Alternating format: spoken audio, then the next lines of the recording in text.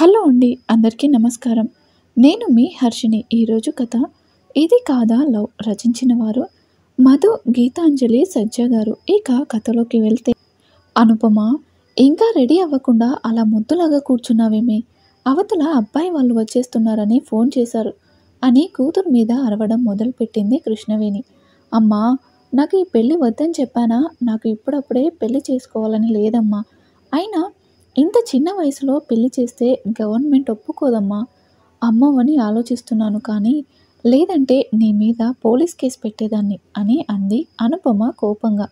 అంత లేదే, నువ్వు కేసు పెట్టంది అమ్మ మీద ప్రేమతోనో గౌరవంతోనో కాదు. రేపు నన్ను పోలీసులు పట్టుకుపోతే నీకు వండి పెట్టే వాళ్ళు లేరని భయపడి ఆగావని నాకు తెలుసులే. అయినా నువ్వు కేసు పెట్టినా వాళ్ళు వచ్చి పొడిచేదేం లేదులే. తమరికి 18 సంవత్సరాల నుండి 19 రాబోతుంది. 18 ఏళ్లకి పెళ్లి చేయొచ్చు అని గవర్నమెంటే చెప్పాక ఇంకా నాకేం భయం అని అంది కృష్ణవేణి కూతురు వైపు చూసి. అమ్మా, ఇన్ని మాటలు చెప్తావు కానీ పెళ్లి చేయడం మాత్రం ఆపనంటావు అంతేగా అని అంది అనుపమ కోపంగా. అను, మీ అమ్మ ఏం చేసినా నీ మంచి కోసమే చేస్తుందని నీకు తెలుసు కదా. ఈ పెళ్లి కూడా నీ మంచి కోసమే నాన్న. ఆ అబ్బాయి చాలా మంచివాడని అనిత పిన్ని చెప్పింది కదా. మంచి సంబంధాలు రావటం కష్టం నాన్న. వచ్చినప్పుడు మనం తొందరపడాలి అని కూతురికి నచ్చ చెప్పింది కృష్ణవేణి. తల్లితో ఉన్న చదువుతో అన్నీ షేర్ చేసుకునే అనుపమ మొహం అంతా కోపంగా పెట్టుకొని, నా ఏజ్ వాళ్ళంతా హాయిగా కాలేజ్కి వెళ్ళి బాయ్ ఫ్రెండ్స్ని మెయింటైన్ చేస్తుంటే నేనేమో అప్పలమ్మలా పెళ్లి చేసుకుని ఇంకో ఏడాదికి పిల్లల్ని కని నీలాగే వాళ్ళకి 18 ఏళ్ళు, నో నో నో 16 ఏళ్ళు రాగానే పెళ్లి చేసి పంపించేసి 37, 38 ఏళ్ళకే అన్నీ అయిపోయి కృష్ణ రామ అనుకుంటూ భజన చేసుకుంటానులే. ఇంకా నా ముఖానికి ప్రేమ అంటే తెలిసే అదృష్టమే లేకుండా చేశావు కదమ్మా. ఆ ఫీల్ని ఒక్కసారి కూడా అనుభవించలేదు. నాన్నుంటే నాకు ఇంత అన్యాయం చేసేవాడు కాదు అని అంది బాధగా. అలా అని నేను లవ్ చేయమని ఎంకరేజ్ కూడా చేసేవాడు కాదులే. ప్రేమ అనేది ఎప్పుడైనా రావచ్చు. పెళ్లి చేసుకొని తీరిగ్గా మీ ఆయన్ని ప్రేమించు. నిన్నెవడు వద్దన్నాడు అని అంది కృష్ణవేణి వెక్కిరిస్తూ. ఆయన్ని ప్రేమించాలట అని నేను వాడిని ఎందుకు ప్రేమించాలి? నేను ప్రేమించను, ఐ హేట్ హిమ్ అని తిట్టుకొని పెళ్లి వద్దని ఎన్నిసార్లు చెప్పినా వినిపించుకోకుండా పెళ్లి వారికి కబురు పంపించిన అమ్మని చూస్తే వచ్చే కోపం కన్నా అనిత ఆంటీ మీద వస్తున్న కోపం అంతా ఇంతా కాదు. లోకంలో ఇక మంచి వాళ్ళే లేనట్లు ఈయన గారే ఈ శతాబ్దపు ఆఖరి ఉత్తమ పురుషుడు అయినట్లు బిల్డప్ ఇచ్చి అమ్మ బ్రెయిన్ని వాష్ చేసేసింది అని అనితని మనసులో తిట్టుకుంది అనుపమ. ఇష్టం లేకపోయినా తప్పదన్నట్లు రెడీ అయ్యి వచ్చిన వాళ్ళకి కాఫీలు తీసుకువెళ్ళి ఇచ్చింది అనుపమ. వాట్సాప్లో అమ్మ పిక్ చూపించింది కానీ పెళ్ళంటే ఇష్టం లేక పిక్ కూడా చూడలేదు. పెళ్లి చూపులకే ఇంతమంది వచ్చారేంటి బాబోయ్, దీనికే ఇంతమంది వస్తే రేపు పెళ్ళికి వాళ్ళ ఊరితో పాటు చుట్టుపక్కల ఊర్ల వాళ్ళని కూడా తీసుకువస్తారేమో అని మనసులో అనుకుని, ఇంతకీ ఈ బ్యాచ్లో పెళ్లి కొడుకు ఎవరో అనుకొని, ఎవడైతే మనకేంటిలే, ఇష్టం లేని పెళ్ళికి మేళం ఎందుకు దండగా అని పెళ్లిలో తాళి కట్టేటప్పుడు తెలుస్తుంది కదా, అప్పుడు చూడొచ్చులే అని అనుకుని అక్కడే కూర్చుంది అనుపమ. పెళ్లి కొడుకు మేనత్త అంట. ఆవిడ వంట వచ్చా, ఇంటి పని వచ్చా, నా బొంద వచ్చా అని కాసేపు నానా ప్రశ్నలు వేసి తర్వాత కట్న కానుకల్లోకి వచ్చారు. కానీ వాళ్ళు కట్నం ఇవ్వమని అడగలేదు. అయినా కృష్ణవేణి ముందుగానే ఉన్న ఆస్తిపాస్తుల గురించి చెప్పి ఉన్న ఆస్తి 2 పిల్లలకి చెరు సమానమని చెప్పింది. మా వారికి ఆడపిల్ల మగపిల్లాడు అని తేడా లేదు. ఆయన ఉన్నప్పుడు ఇద్దరిని అలాగే చూసుకున్నారు. ఆయన లేకపోయినా నేను కూడా ఆయనకు నచ్చినట్లుగానే అన్నీ చేశాను. ఇప్పుడు కూడా అబ్బాయికి అమ్మాయికి సమానంగానే అన్నీ ఇస్తాను అని చెప్పగానే, మీ ఇష్టం చెల్లెమ్మ, మీ అమ్మాయికి మీరు ఏం పెట్టుకుంటారో పెట్టుకోండి, మేమేమీ అడగము, మాకు పిల్లని ఇస్తే చాలు అని అన్నాడు ప్రేమ్ వాళ్ళ నాన్న. అంటే అనుపమకి కాబోయే మామగారు. అనుపమ అత్తగారు సరళ గారైతే అసలు పెళ్లి సంబంధం తన కొడుకుకే అన్న విషయం మర్చిపోయినట్లు సైలెంట్గా కూర్చొని ఉన్నారు. ఆవిడ కన్నా ఆవిడ ఆడపడుచుల హడావిడే ఎక్కువైంది. అది చూసిన అనుపమ, ఏంటి నాకు ఈ టార్చర్ అన్నట్లు తల్లి వైపు వింతగా చూసింది. ఏం మాట్లాడొద్దు అన్నట్లు కూతురికి సైగ చేసింది కృష్ణవేణి. అది చూసి కోపంగా ముఖం తిప్పుకున్న అనుపమని గమనించాడు ప్రేమ్. అనుపమ కొంచెం మొండిఘటం అని ప్రేమ్కి అప్పుడే అర్థమైన సైలెంట్గా ఉన్నాడు. సంబంధం ఖాయమయ్యి అప్పుడే పసుపు కుంకుమతో పాటు పట్టు చీర పెట్టి త్వరలోనే మంచి ముహూర్తం చూసి ఎంగేజ్మెంట్ పెళ్లి డేట్లు ఫిక్స్ చేసుకుందామని అనుకున్నారు. పెళ్లి కుదిర్చిన అనితే మధ్యలో ఉండి అన్నీ మాట్లాడుతుంది. అనిత కృష్ణవేణికి బాబాయ్ కూతురు అంటే చెల్లెలు వరుస. అనుపమకి పిన్ని అవుతుంది. కానీ ఆంటీ అని పిలిచి ఆట పట్టిస్తూ ఉంటుంది. ఇద్దరి పేరు బలాలు కుదరడంతో ఎంగేజ్మెంట్ పెళ్ళి వెంటనే అయిపోయాయి. ప్రేమ్ వాళ్ళు ఇద్దరూ మగపిల్లలే. ప్రేమ్ హైదరాబాద్లో సాఫ్ట్వేర్ జాబ్ చేస్తున్నాడు. ఇక్కడి సాంప్రదాయాలు అన్నీ పూర్తయ్యాక వెళ్ళి ఫ్లాట్ తీసుకొని అనుపమని తీసుకెళ్ళాలి అనుకున్నాడు. ఈ రోజుల్లో పెళ్లి కుదరగానే ఒకరి నంబర్లు ఒకరు తీసుకొని రోజు గంటల తరబడి మాట్లాడుకోవడం లాంటివి ఇక్కడ ఏమీ జరగలేదు. ప్రేమ్ అసలు అనుపమతో మాట్లాడిందే లేదు. ఇంకా నెంబర్ అంటే దాని గురించి మర్చిపోవడమే. పెళ్ళయి అప్పగింతలు పూర్తయి మొట్టమొదటిసారిగా అత్తగారింట్లోకి అడుగుపెట్టింది అనుపమ. పెళ్ళికి వచ్చిన బంధువులతో ఇల్లంతా సందడిగా ఉంది. ఆ సందడిలో ఈ పెళ్ళి తనకేమిష్టం లేదన్నమాట మర్చిపోయింది అనుపమ. సత్యనారాయణ వ్రతం అయిపోయిన తర్వాత భోజనాలు చేసి బంధువులు ఒక్కొక్కరు వెళ్ళిపోవడం స్టార్ట్ చేశారు. మరుసటి రోజుకి దాదాపు ఇల్లంతా ఖాళీ అయిపోయింది. అక్కని బావని తీసుకువెళ్ళడానికి వచ్చాడు రితేష్. పెళ్ళయి దగ్గర 36 గంటల పైనే అయినా ఇంతవరకు ప్రేమ్ అనుపమతో ఒక్క మాట కూడా మాట్లాడలేదు. రితేష్ వాళ్ళని తీసుకువెళ్ళిన తర్వాత అనిత నుంచి మంచి ముహూర్తం ఉందని శోభనానికి ఏర్పాట్లు చేయించింది. రాత్రికి అనుపమని రెడీ చేసి గదిలోనికి పంపించారు. లోపలకు వెళ్లే ముందే అనుపమ తనకి ఈ పెళ్ళి ఇష్టం లేదని ప్రేమ్కి చెప్పేయాలని డిసైడ్ అయింది. అతను అర్థం చేసుకోకుండా ఏమన్నా చేసినా కళ్ళు మూసుకొని భరించాలి అనుకుని అయిష్టంగానే లోపలికి వెళ్ళింది. ఫోన్ చూస్తూ కూర్చున్న ప్రేమ్ అనుపమ రావడం గమనించి ఒకసారి తల పైకెత్తి చూసి మళ్ళీ తల వంచుకొని ఫోన్ ఆఫ్ చేసి పక్కన పెట్టేశాడు. ఎంత ఇష్టం లేకుండా చేసుకున్నా ఇలా ఒక అబ్బాయి గదిలోకి, అది ఇంతవరకు పరిచయం లేని అతని దగ్గరకు ఒంటరిగా రావడం చాలా ఇబ్బందిగా అనిపించింది. తను ఇబ్బంది పడుతుందని గమనించాడేమో. తనే లేచి వెళ్ళి డోర్ లాక్ చేసి వచ్చాడు. అనుపమ చేతిలో గ్లాస్ ప్రేమ్కి ఇచ్చింది. అతను ఆ గ్లాస్ తీసుకున్నాడు. గదిలోకి రాకముందు అతనికి ఏవేవో కండిషన్స్ పెట్టాలి అని బాగా ప్రిపేర్ అయింది. కానీ ప్రేమ్ యాటిట్యూడ్ ముందు అవేం గుర్తుకు రావడం లేదు. నాతో ఏమన్నా మాట్లాడాలా అని సూటిగా అడిగాడు ప్రేమ్. అని ముందు నిలువుగా తల ఊపి ప్రేమ్ని చూడగానే లేదన్నట్లు అడ్డంగా తల ఊపింది. అది చూసిన ప్రేమ్కి చిన్నగా నవ్వు వచ్చినా కనిపించనివ్వకుండా కవర్ చేసుకొని ఇట అట ఒకవైపు తిప్పు అని అన్నాడు చిన్నగా. ఏమీ లేదు అన్నట్లు తల అడ్డంగా ఊపింది అనుపమ. ఓకే అంటూ అనుపమ చెయ్యి తన చేతిలోకి తీసుకోగానే అనుపమ ఒళ్ళంతా చల్లగా అయిపోయి గుండె వేగంగా కొట్టుకోవడం మొదలైంది. అలా అయిపోయిందని అతను ఏమన్నా అనుకుంటాడని, నాకు ఇదే ఫస్ట్ టైం అని అంది భయంగా. ఓహో, మరి నాకేమో ఆల్రెడీ 10 అయిపోయాయి, ఇది 11వ అని అన్నాడు ప్రేమ్ కళ్ళెగరేస్తూ.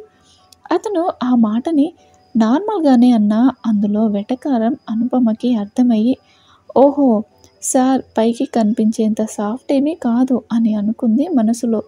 ఆ మాటకి అనుపమ తల పక్కకు తిప్పుకుంది. ప్రేమ్ అనుపమని తన వైపుకు తిప్పుకొని, నాకు కూడా ఇదే ఫస్ట్ టైం, నీకు ఇష్టం లేకపోతే నేనేం బలవంతం చేయనులే, టెన్షన్ పడకు అని అన్నాడు ప్రేమ్. అయితే నేను పడుకోనా, నాకు నిద్ర వస్తుంది అని అంది అనుపమ. ఆ మాట వినగానే నిద్ర వస్తుందా అని అడిగాడు ప్రేమ్. అని అంది అనుపమ. సరే పడుకో అని తను పక్కకి జరిగి ఆమెకి ప్లేస్ ఇచ్చేసరికి దూరంగా అటువైపుకు తిరిగి పడుకుంది అనుపమ. అనుపమ అలా చేస్తుందన్నందుకు కొంచెం ఫీల్ అయినా బయటపడకుండా తను కూడా లైట్ ఆఫ్ చేసి పడుకున్నాడు ప్రేమ్. ఉదయం లేచి బయటకు వెళ్ళగానే అందరూ తన వైపు ఆశ్చర్యంగా చూడడం గమనించి ఏమీ మాట్లాడకుండా తన పని తాను చేసుకుంది అనుపమ. ఏం జరిగిందో కూతుర్ని అడుగుతానని కృష్ణవేణి అనడంతో, వద్దక్క, 4 రోజులుంటే వాళ్ళే ఒకరినొకరు అర్థం చేసుకుంటారులే అని అడగనివ్వకుండా ఆపేసింది. గలగలా మాట్లాడే అనుపమకి అత్తగారింట్లో సీన్ చూసి మైండ్ పోయింది. 10 మాటలకి ఒకసారి మాట్లాడతారు. అది కూడా క్వశ్చన్ తనే వేసుకొని ఆన్సర్ కూడా తనే చెప్పేసుకుంటే ఎగ్జామ్లో ఎస్ ఆర్ నో లాగా ఎస్ అయితే ఎస్ అని, నో అయితే నో అని చిన్నగా చెబుతారు. అత్తగారైతే మూకీ లాంగ్వేజ్లో పీహెచ్డీ చేసినట్లు ఉన్నారు. వామ్మో, ఆవిడైతే ఎస్ ఆర్ నో కూడా ఎందుకు దండగా అనుకుందేమో, ఓన్లీ తల తిప్పుతుంది అంతే. ఈ సైలెన్స్ డ్రామాకి అనుపమకి పిచ్చెక్కిపోయింది. ప్రేమ్ అంత సైలెంట్గా ఎందుకు ఉంటాడో అప్పుడు అర్థమైంది. లీవ్ పెట్టి చాలా రోజులవడంతో ప్రేమ్ హైదరాబాద్ బయలుదేరుతూ నేను ఫ్లాట్ చూసి వచ్చి తీసుకువెళ్తాను అని అనుపమకి చెప్పాడు.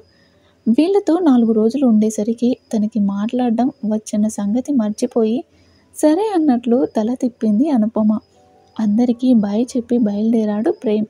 ప్రేమ్ వెళ్ళిపోయాక అక్కడ ఉండాలని లేక మామగారిని అడిగి వాళ్ళింటికి వచ్చేసింది అనుపమ.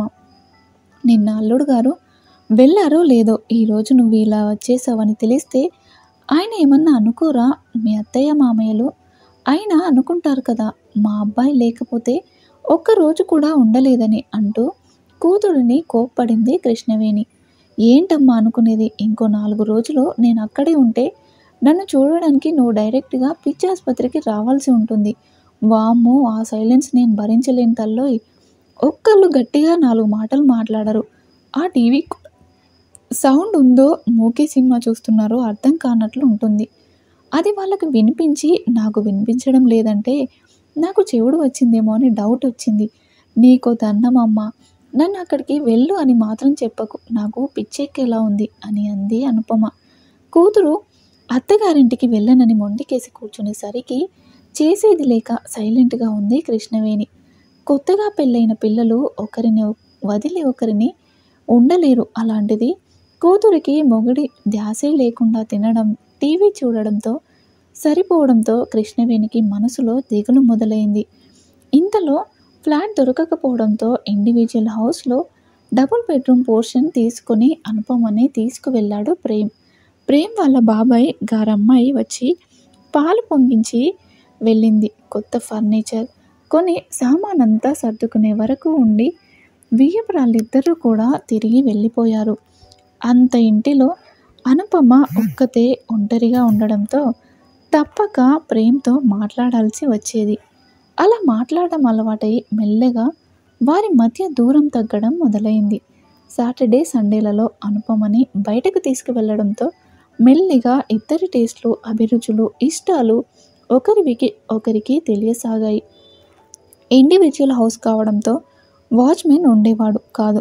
నైట్ టైం గేటు ఎవరు ఓపెన్ చేస్తే వాళ్ళు కానీ వాళ్ళ ఫ్యామిలీ వాళ్ళు కానీ మళ్ళీ గేట్ లాక్ చేయాలి.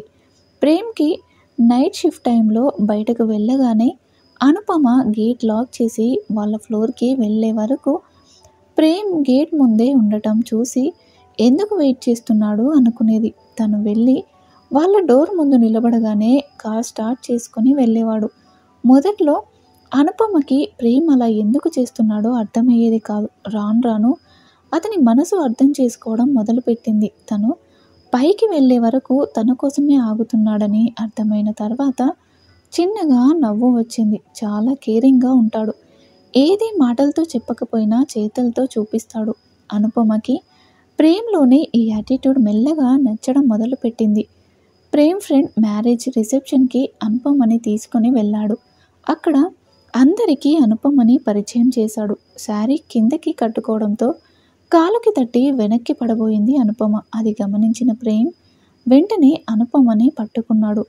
ఆల్మోస్ట్ పడిపోయాను అని డిసైడ్ అయిపోయిన అనుపమ కళ్ళు తెరిచి చూసేసరికి ప్రేమ్ చేతుల్లో ఉండడం చూసి దేవుడా బ్రతికిపోయాను అనుకుని చుట్టూ చూసింది. ప్రేమ్ ఫ్రెండ్స్ అందరూ ఇటే చూసి wow what a lovely couple అంటూ క్లాప్స్ కొట్టడం మొదలుపెట్టేసరికి అనుపమని అనుకోకుండా సిగ్గు ముంచేసింది. ముఖం కనిపించకుండా దాచుకోవడానికి ప్రేమ్ వైపు తిరిగి నిలబడింది. ప్రేమ్ నవ్వుతూ అనుపమని దగ్గరికి తీసుకున్నాడు. ప్రేమ్ దగ్గరికి తీసుకునేసరికి అతని బాహువుల్లో ఒదిగిపోయింది అనుపమ. రిసెప్షన్ నుంచి బయటకు వచ్చి ఇంటికి వచ్చే టైంలో ప్రేమ్ అనుపమ చేతిని తన చేతిలోకి తీసుకున్నాడు. తొలి రాత్రి రోజులాగా చల్లబడలేదు, కానీ సిగ్గుతో మాత్రం ముడుచుకుపోయి అతని భుజం మీద తలవాల్చింది అనుపమ. ఇంటికి వెళ్ళి కార్ పార్క్ చేసి డోర్ కీస్ ఓపెన్ చేసి లోపలికి వెళ్ళగానే లాక్ చేసి ప్రేమ్ అనుపమని 2 చేతులతో ఎత్తుకున్నాడు. ప్రేమ్ సడన్గా అలా ఎత్తుకుంటాడని ఊహించని అనుపమ ఒక్కసారిగా అరిచి ప్రేమ్ వైపు చూసి సిగ్గుతో తల పక్కకు తిప్పుకుంది. బెడ్రూమ్లోకి వెళ్ళిన ప్రేమ్ అనుపమ వైపు చూసి, ఇది నాకు 11వ సారి, పర్వాలేదా అని అన్నాడు నవ్వుతూ. ఆ మాట వినగానే అనుపమకి సిగ్గు, నవ్వు ఒకేసారి వచ్చి ప్రేమ్ చుట్టూ చేతులు వేసింది. ప్రేమ్ నవ్వుతూ అనుపమని కౌగిలించుకొని, పెళ్లి చూపుల రోజు నీ యాటిట్యూడ్ని చూసి ఈ పెంకి పిల్లని ఎలా హ్యాండిల్ చేయాలి దేవుడా అనుకున్నాను. పర్వాలేదు దేవిగారు, త్వరలోనే కరుణించారు అని అన్నాడు ప్రేమ్. త్వరగా ఎక్కడ, 6 నెలలు అయిపోయిందిగా అని అంది అనుపమ నవ్వుతూ. ఈ 6 నెలలు నన్ను దూరం పెట్టినందుకు పనిష్మెంట్ ఏమిటో తెలుసా? ఇప్పుడు చెప్పను, రేపు చెప్తాను. ఇంకా మాటలతో టైం వేస్ట్ చేయడం నాకు ఇష్టం లేదు అంటూ అనుపమని చుట్టేశాడు ప్రేమ్. అయ్యో, గోల్డ్ తీయనివ్వండి ప్రేమ్ అని అంది అనుపమ నవ్వుతూ. రేపు తీసుకోవచ్చులే, ఉండనివ్వు అని అన్నాడు ప్రేమ్. పాడైపోతాయి ప్రేమ్ అనగానే మెల్లగా మెడలో ఉన్న హారం తీస్తూ మెడ మీద ముద్దు పెట్టాడు ప్రేమ్. చాలా రోజుల ఎదురుచూపుల ఫలితం దక్కిందేమో. ఆ అవకాశాన్ని అస్సలు వదలకుండా అనుపమని దగ్గరికి తీసుకున్నాడు. ఆ రోజు నుంచి వారి మధ్య రాత్రుల్లో దూరం అనే మాటకు తావు లేకుండా పోయింది. ప్రేమలో అనుపమ ఎంతలా మునిగిపోయిందంటే, కృష్ణవేణి పండుగకు పిలిచిన మా ఆయనకి లీవ్ లేదు, నేను రాలేను అని ఖచ్చితంగా చెప్పేసింది. అది విన్నా కృష్ణవేణి దీని దుంపతేగా ముందేమో కాపురానికి వెళ్ళమంటే వెళ్ళనని గొడవ చేసింది. ఇప్పుడేమో మా ఆయనకి లీవ్ లేదు, రానంటుంది.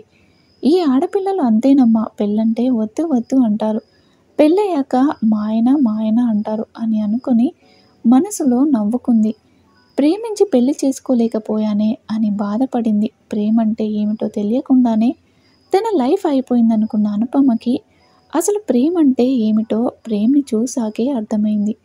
ఎక్కువ మాట్లాడకపోయినా తన ప్రేమని చేసే పనుల్లో స్పష్టంగా చూపిస్తాడు. అతని కేరింగ్, ఆప్యాయత అన్నీ చూసిన తర్వాత అనుపమ మనసులో ఇది కాదా లవ్ అనుకుంది. అప్పుడు అమ్మ మాట వినకుండా ఈ పెళ్లి చేసుకోకపోయింటే ఇంతగా ప్రేమించే మనిషిని దూరం చేసుకునేదాన్నిగా. థ్యాంక్ యూ అమ్మ, థ్యాంక్ యూ సో మచ్ అని అనుకుని, ఇంతకంటే ఎక్కువగా తనని ఎవరూ ప్రేమించలేరని అర్థం చేసుకుని ప్రేమ్ని ముద్దులతో ముంచేస్తూ, పెళ్లి తర్వాత భార్యను కూడా బాగా ప్రేమించొచ్చని ప్రూవ్ చేసావు బంగారం అని అంటూ ప్రేమ్ మెడ చుట్టూ చేతులు వేసి ప్రేమగా చూసింది అనుపమ. పెళ్లి తర్వాత భార్య భర్తని అర్థం చేసుకుని కలిసి బ్రతకడంలోనే అసలైన ప్రేమ దాగి ఉంటుంది బంగారం అంటూ అనుపమ 2 బుగ్గలు గట్టిగా లాగాడు ప్రేమ్. ఈ కథ పూర్తిగా విన్న తర్వాత మీ అభిప్రాయాన్ని తప్పకుండా కామెంట్ రూపంలో తెలియజేయండి. అలాగే మరిన్ని అప్డేట్స్ కోసం మా ఛానల్ని తప్పకుండా సబ్స్క్రైబ్ చేసుకోండి.